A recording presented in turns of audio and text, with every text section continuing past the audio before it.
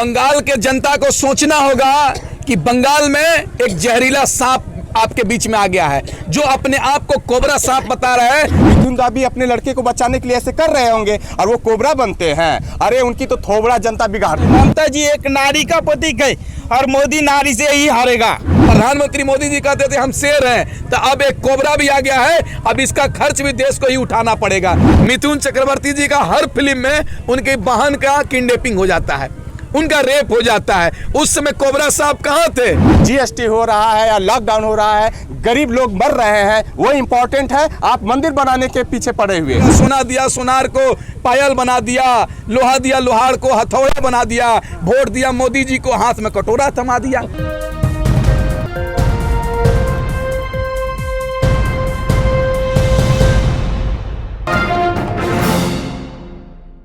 तो बंगाल में मिथुन दा भी शामिल होंगे बीजेपी में, क्या लग रहा है आंदोलन का कुछ असर होगा? करे मैं कोबरा हूँ, 10 लेंगे, 10 लूंगा। अब बंगाल के जनता को सोचना होगा कि बंगाल में एक जहरीला सांप आपके बीच में आ गया है, जो अपने आप को कोबरा सांप बता रहा है। तो आपको इन भाजपाइयों से और मिथुन चक्रवर्ती से बचना पड़ेगा, नहीं तो ये कोबरा सांप अगर काट देता है तो आप बच नहीं सकते हैं। यही बंगाल की जनता तय करेगी कि हम कोबरा के साथ नहीं हैं, हम वैसे आदमी के साथ हैं जो बंगाल के हित में काम करेगा। एक और बात हो गया, पहले तो देश में शेर को हम लोगों ने पोसते थे तो उसका खर्चा ज्यादा उठता था। प्रधानमंत्री मोदी जी कहते थे हम शेर हैं, तो अब एक कोबरा भी आ गया है। अब इसका खर्च भी देश को ही उठाना पड़ेगा। इसलिए बंगाल की जनता इस बार तय करे कि इन भाजपाइयों को, इन दंगाइयों को बंगाल से खदेड़ भगाएंगे, नहीं तो ये बंगाल का नाम कंगाल करने का काम करेंगे। क्योंकि ये लोग, आप सोचिए, जो आदमी देश का अन्नदाता भगवान 104 दिनों से धरने पे बैठा हुआ, उसकी आवाज को सुनने को तैयार नहीं है।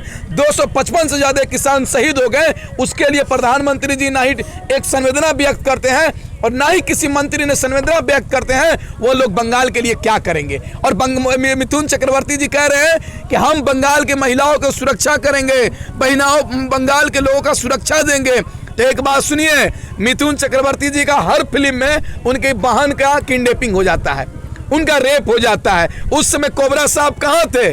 उस समय नहीं काटते थे, लेकिन बंगाल के भोली भाली जनता को आप काटने चले हैं, डांस करने चले हैं। बंगाल रियल स्टोरी में थोड़ी ना है। हाँ, तो रियल तो ये कोबरा है क्या? मतलब उनके कहने से वो सांप है। सांप है तो आप जंगल में जाइए, आदमी के बीच में क्यों है? देखिए, ये लोग जुमलेबाजी कर रहे हैं और जुमलेबाजी जितना करना है कर लो। बंगाल की जनता इस बार सोच समझकर वोट करेगी और इन भाजपाइयों को भगाने का काम करेगी। मिथुन जी का एक पोस्टर वायरल हो रहा है, जिसमें उनकी एक पिक्चर का पोस्टर वायरल किया जा रहा है दलाल करके। तो क्या देख रहे हैं इस इलेक्शन कनेक्शन से, क्या है इसका? देखिए, दलाल, ताड़ी पार, तमाम चीजों के मिलकर मिथुन चक्रवर्ती बने हैं और अब बीजेपी में चल गए हैं। तो आप समझ सकते हैं बंगाल को कहां ये खड़ा कर देंगे। इसलिए बंगाल की जनता सोच समझकर वोट करेगी। और दुर्भाग्य इस बात का है कि उत्तर प्रदेश का सीएम आदित्यनाथ योगी जी जाकर बंगाल में लंबी लंबी छोड़ रहे हैं, बोल रहे हैं कि बंगाल की महिलाओं को सुरक्षा देंगे, बंगाल के लोगों को सुरक्षा देंगे। दुर्भाग्य इस बात का है कि देश का नंबर 1 सबसे ज्यादा बलात्कार किसी राज्य में होता है तो उत्तर प्रदेश में होता है।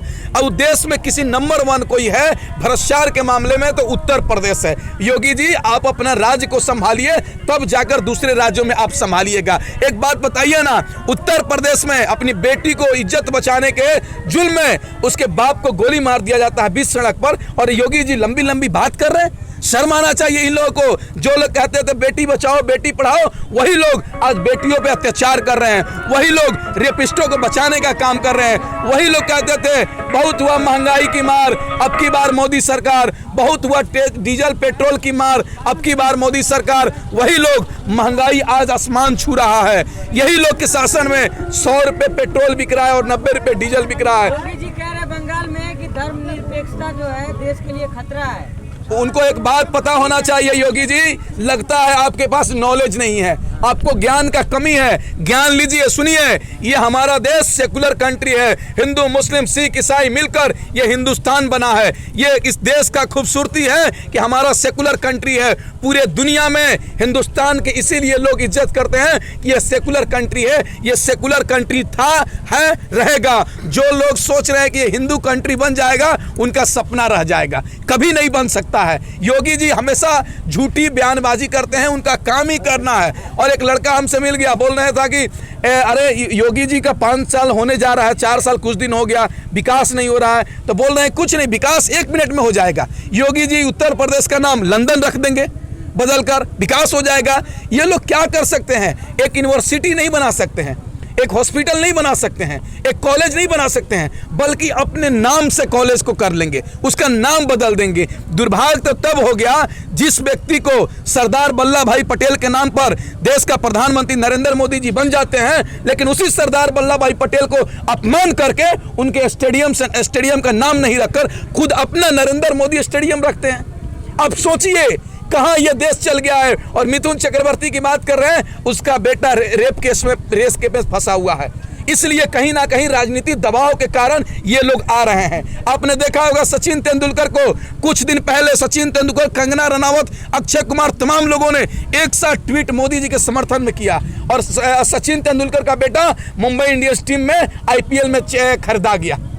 आप समझ सकते हैं ये लोग कहीं ना कहीं कुछ लोगों की टीम बनी हुई है जो मोदी जी के चापलूस करने वाली टीम है। दुर्भाग्य है इस देश का, दुर्भाग्य है कि प्रधानमंत्री के सामने गलत बयान करना, अपने आप को जंगली जानवर बताना, सांप बताना, ये क्या शोभा देता है? क्या ये जो अगर कहते हैं कि मेरे पास मैनिफेस्टो है कि बंगाल को बदलने के लिए ये चीज़ मैं करना चाहता हूँ, ये करना चाहता हूँ, तो बंगाल की जनता समझती, हम भी समझते। लेकिन वो कह रहे मैं कोबरा सांप हूँ, डस लूंगा।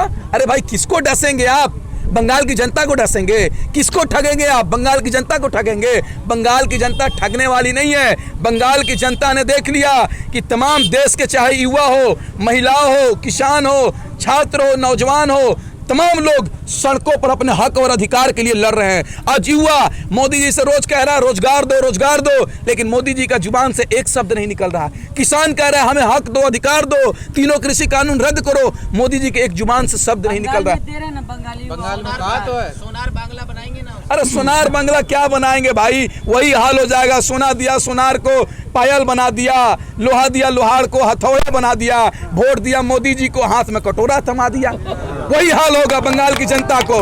बंगाल की जनता आप समझिए, बंगाल के लोग आपको सोचना होगा, समझना होगा, नहीं तो ये लोग बंगाल को बर्बाद करने का काम करेंगे। अभी बिहार में चुनाव हुआ, अमित शाह जी और भाजपा के लोग कह रहे थे कि 19 लाख युवाओं को रोजगार देंगे बिहार का, लेकिन 1 लाख भी युवाओं को रोजगार नहीं मिला है बिहार में। मैं बिहार का खुद रहने वाला हूं और बंगाल मेरा सटा हुआ। हम जाएंगे बंगाल और बंगाल की जनता को समझाएंगे कि इन लोगों को भगाना होगा, इन रेपिस्टों को भगाना होगा, इन दंगाइयों को भगाना होगा, इन भाजपाइयों को भगाना होगा। जैसे पंजाब की जनता ने नगर निकाय के चुनाव में भाजपा का जमानत जब्त किया, उसी तरीके से बंगाल में भी भाजपा का जमानत जब्त कराने का जरूरत है। आपको रोजगार नहीं मिला तो आप किसान आंदोलन में आ गए, फिर आप रोजगार अपने उसमें विरोध करना है कि कानून का? एक बात बताइए हमको, किसान नहीं रहेगा तो हम क्या खाएंगे? देश में सरकार यही चाह रही है कि टुकड़े टुकड़े लोग में आंदोलन करें। एक किसान का कनेक्शन आम नागरिक के दिल का कनेक्शन होता है। किसान खेती करना छोड़ देगा तो आप क्या खाएंगे? बताइए हमको, हम क्या खाएंगे? पकौड़ा किस चीज का बनता है भाई? बेसन किसका बनता है? आलू किसका बनता है? सरसों तेल किसका बनता है? किसान अगर नहीं रहेगा तो दुनिया के मानचित्र पर हिंदुस्तान नहीं रहेगा। किसानों को रहना जरूरी है, क्योंकि मोदी जी जैसे कितने शासन करने वाले, कितने प्रधानमंत्री आए गए, लेकिन किसान वहीं पर है। किसान नहीं रहेगा तो दुनिया के मानचित्र पर नहीं रहेगा। और मोदी जी कह रहे हैं कि हमको अच्छे दिन ला देंगे। मोदी जी हमारे अच्छे दिन नहीं आए, किसानों के अच्छे दिन नहीं आए, बल्कि आपके अच्छे दिन आ गए कि आप 25-25 लाख का सूट पहन रहे और चार्टर्ड प्लान से घूम रहे हैं और मुकेश अंबानी के घर में जाके दावत खा रहे हैं। बंगाल चुनाव में बंगाल तक चला गया, लेकिन सरकार किसान आंदोलन में नहीं है। नहीं यहीं पास में। अरे सरकार, यही तो दुर्भाग्य है कि मोदी जी 1500 किलोमीटर 2000 किलोमीटर बंगाल चले जाते हैं, लेकिन 10 किलोमीटर दूरी पर गाजीपुर बॉर्डर और तमाम बॉर्डर पे किसान, अन्नदाता, भगवान आंदोलन कर रहा है उससे मिलने नहीं आ रहे हैं। दुर्भाग्य की बात यह है, वही तो पूछ रहे हैं मोदी जी से, आप बताइए प्रधानमंत्री हिंदुस्तान का है या पाकिस्तान का है या बांग्लादेश का है या अमेरिका का है, यह हम पूछना चाहते हैं। या हम पाकिस्तानी है या बांग्लादेशी है या खालिस्तानी है, मैं पूछना चाहता हूं। देखिए, लेकिन एक बात सुन लीजिए, हमें अपने संघर्ष पे भरोसा है, अहंकार टूटेगा, संघर्ष जीतेगा।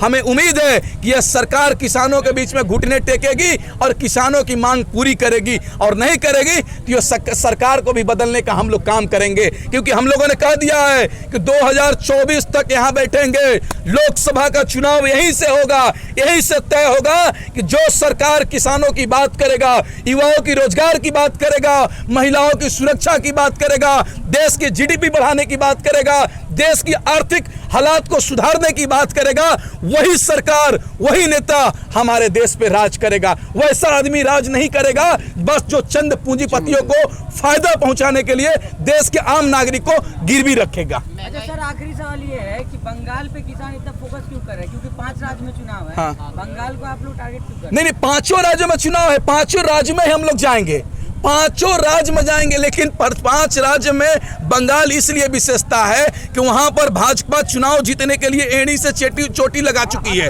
वहां पर हर हाल में जीतना चाहती है। तो हम लोगों ने भी तय कर लिया है कि बंगाल में हर हाल में भाजपा को हराना होगा। और हमारा हराना मकसद नहीं है, हम ये बंगाल जाकर क्या बोलेंगे कि भाजपा को वोट मत दीजिए, ये बात नहीं कहेंगे। हम कहेंगे कि देखिए, हम किसान हैं, अन्नदाता हैं, भगवान हैं, लेकिन 1 महीने 104 दिनों से रोड पर बैठे हुए हैं, प्रधानमंत्री हमसे मिलने नहीं आते हैं, उनका मंत्रिमंडल हमसे मिलने नहीं आता है। देश का युवा रोजगार मांग रहा है, एक शब्द नहीं बोल रहे हैं। तो अगर आप सोचिए, अगर बंगाल में भाजपा की सरकार बन जाती है तो आपके साथ भी यही हाल होने वाला है। आपके ऊपर भी गलत कानून थोप दिया जाएगा, काला कानून थोप दिया जाएगा। जब आप आंदोलन करेंगे तो आपको सुनने के लिए कोई तैयार नहीं होगा। लग रहा है अगर बंगाल में बीजेपी जीत जाती है तो इस आंदोलन को उठा दिया जाएगा क्या? इस बात का डर लग रहा है क्या? नहीं, बिल्कुल नहीं। आप देखिए ना, बंगाल में चुनाव जीतने का सवाल ही नहीं है मोदी जी का।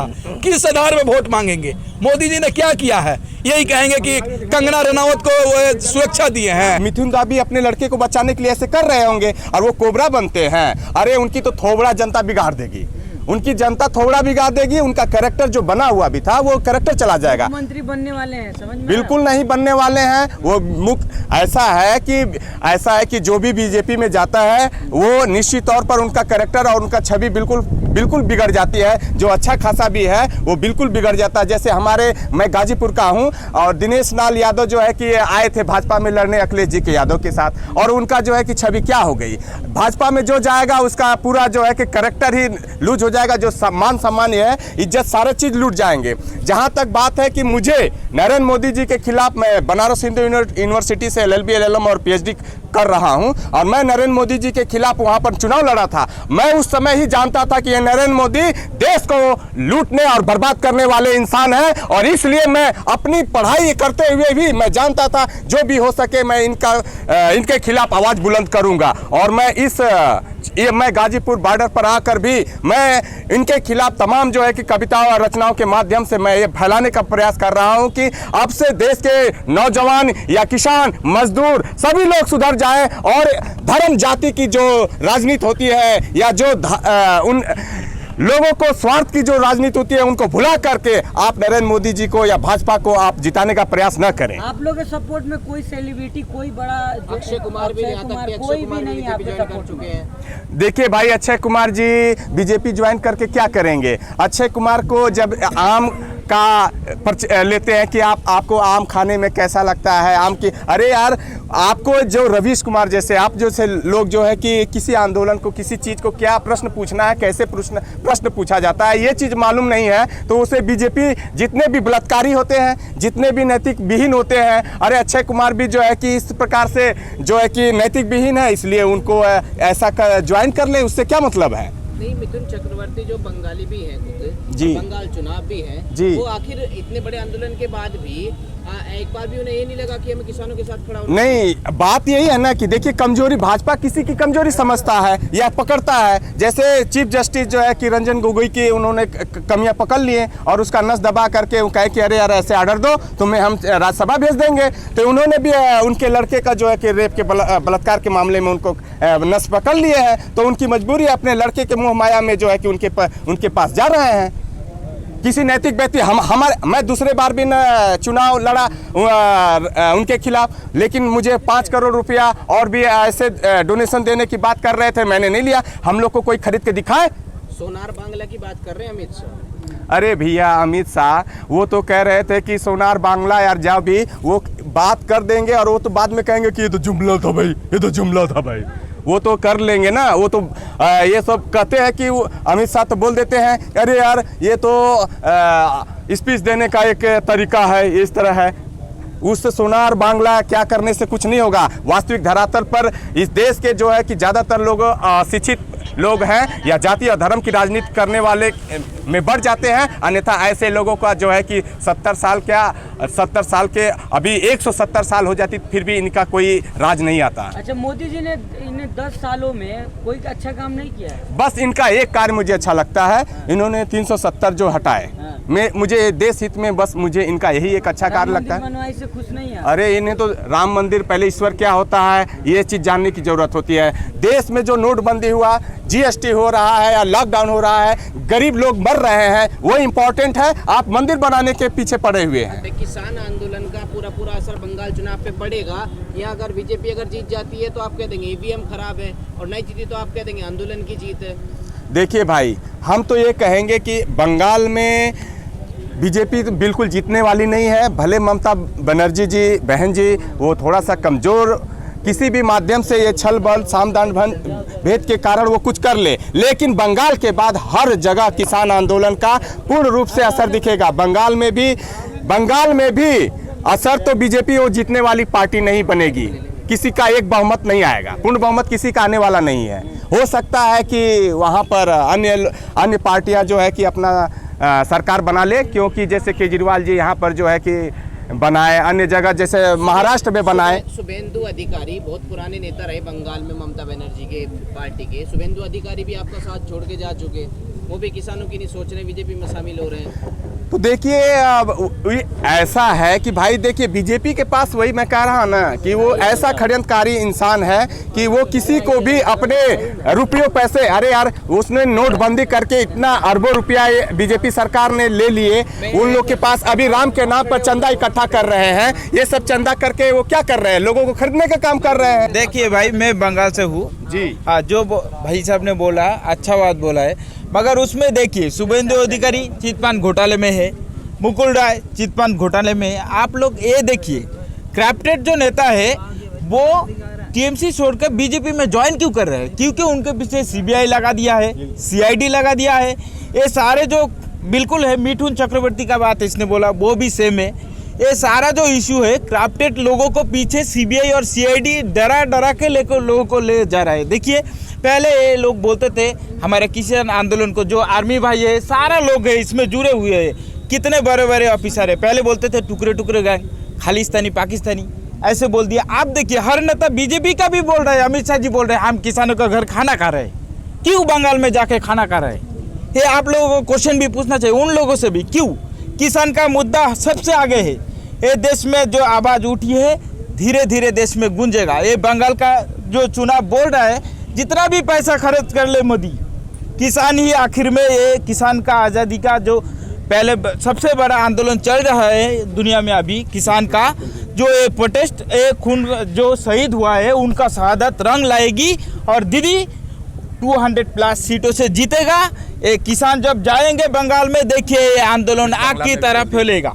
और जो बांग्ला में जो है दीदी, बांग्ला আবার আসছে और दीदी আবার আসবে ছিল। आप कह रहे हैं कि दीदी किसानों के साथ है। हाँ, आप ये कह रहे हैं, आपको क्यों लगता है ऐसा कि दीदी किसानों के साथ? दीदी ने देखिए बच्चों के लिए पढ़ने का खर्चा किया है, बोला नहीं है, किया है। कन्याश्री के लिए वो मतलब वर्ल्ड से भी उनको प्राइज मिला है, 25,000 देते हैं, जब 18 ईयर्स का होता है तब उन्होंने देता है मतलब 25,000। शादी के लिए, एक बेटी का शादी के लिए वो भी देता है 25,000। मोदी ने कुछ किया नहीं, सिर्फ होर्डिंग के लिए 200 करोड़ बजट कर दिया। होता है, होर्डिंग के लिए करना नहीं चाहिए, हमको तो लड़की के पढ़ाई लिखाई के लिए करना चाहिए। शौचालय बना दिया, कितना विद्यालय बनाया, बंगाल आपको पूछना चाहिए। नारे नहीं लगा पा रहे हैं। जय श्री राम इस बार ममता दी सियाराम बोल रहे हैं, जय सियाराम बोल रहे हैं। आप लोग ध्यान से देखिए, हर एक नेता जो बोल रहा है जय सियाराम, ओनली सियाराम नहीं, जय श्री राम नहीं, सियाराम बोलता है। ममता जी एक नारी का प्रतीक है और मोदी नारी से ही हारेगा। मतलब देखिएगा आप, इलेक्शन के बाद में भी आप लीजिए, कल जो सेंसस का जो है उसमें एक रिपोर्ट निकला है जिसमें देखिए बीजेपी का परसेंटेज घटकर 34 हो गए है और टीएमसी का जो है सेंसस में रिपोर्ट 42 प्लस हो गया है। वही मीडिया रिपोर्ट बता रही है कि बंगाल के हिंदू खतरे में है, डर रहे हैं वो। हिंदू देखिए, हिंदुत्व कार्ड हर जगह खेलती है बीजेपी, वो पुराने खिलाड़ी है। हिंदुत्व कार्ड के लिए श्यामा प्रसाद मुखर्जी ने तो बंगाल को डिवाइड कर दिया। उन्होंने जब बीजेपी बनाया था उनको एक भी सीट नहीं मिला। क्यों नहीं मिला? उन्होंने बोला था हिंदू लोग मतलब पूर्वी पाकिस्तान से ये हिंदुस्तान में आ जाए, आया नहीं। फिर 72 में जब दंगे हुए 71 में, तब जाके आए। इसलिए तो श्यामा प्रसाद मुखर्जी की मतलब उस बात पे एक भी सीट नहीं मिला। मगर बीजेपी को बनाने वाला भी श्यामा प्रसाद मुखर्जी है, जो भी बंगाली है। आपको इस बात पे गौर करना चाहिए। बंगाल में होगा इलेक्शन होगा, मगर हाँ टक्कर में गठबंधन है और दीदी है, मोदी कोई फैक्टर ही नहीं है उसमें। चोरों का दल है, वॉशिंग मशीन है, जिसमें घुसने के बाद ही देखिएगा आप, जो सीआईडी है, सीबीआई है, सब लगा दिया। उसमें घुसने के बाद ही सब आने की शपथ होगा। देश के प्रधानमंत्री का पोस्टर जारी हुआ जिसमें वो वोट फॉर मोदी दादा दिया गया है, तो हाँ। बंगाल का क्या रुख है उससे? बंगाल का देखिए, बंगाल का जनता बहुत चालाक है। लेफ्टिस्ट इतने साल रहे, उसके बाद ममता आया जो जनता के लिए काम करेगा। 25 लाख का बात हुआ, कोई नेता बोलता है 25 लाख, मैंने 15 लाख का बात हुआ, कोई नेता दिया 15 पैसा भी नहीं दिया। गैस का भाव कितना ऊपर है। ममता ने रैली करते हैं, देखिएगा आप। सभी अहम खबरों के लिए न्यूज़ MX को सब्सक्राइब करें, साथ ही बेल आइकॉन को जरूर दबाएं। लाइक, शेयर, कमेंट करना ना भूलें।